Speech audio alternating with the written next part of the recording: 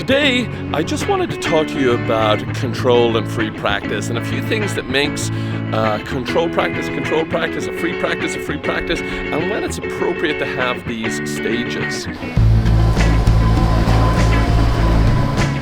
Hello dear viewer from the great state of Louisiana. I am here in the beautiful city of New Orleans.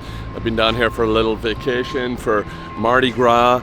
And while I'm down here, I have a little bit of time to make some Celtic videos for you to help you get through your course. So you're going to get some Celtic advice and see some of the beautiful Louisiana in my background.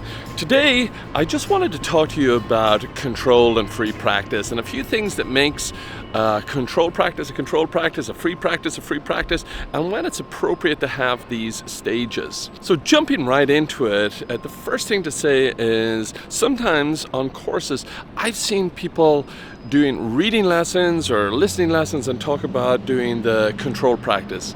And the first thing to say really is that controlled practice, you're not going to have it in a skills lesson. You're only going to have it in language systems lessons, so primarily grammar and vocabulary lessons. You're not going to see controlled practice or free practice in any other lessons aside from those two. Maybe a functional language lesson as well. You might have some controlled and free practice. And why is that? Why would you only have control and free practice in vocabulary and grammar lessons? What's wrong with it? Why can't you have it in these skills lessons?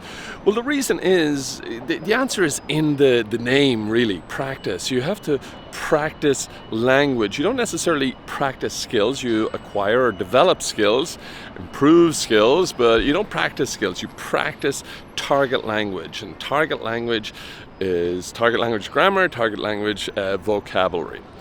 Now, what makes controlled practice, and free practice? Well, the key difference is controlled practice focuses on accuracy, getting it just right.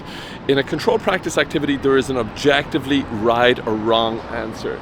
If you find yourself saying something like, well, it could be this or it could be that, or I would say this or I would say that, then your activity is probably not a good controlled practice activity. You probably need to change it.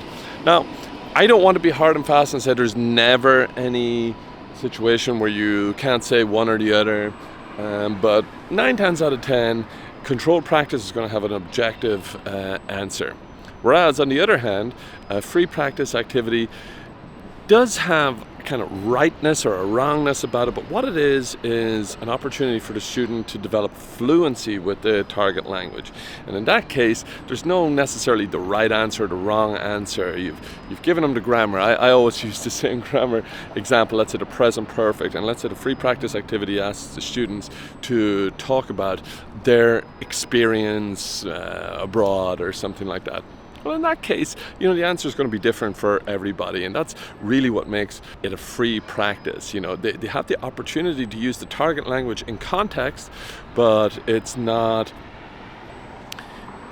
so much like a controlled practice insofar as it doesn't have necessarily exactly a right answer.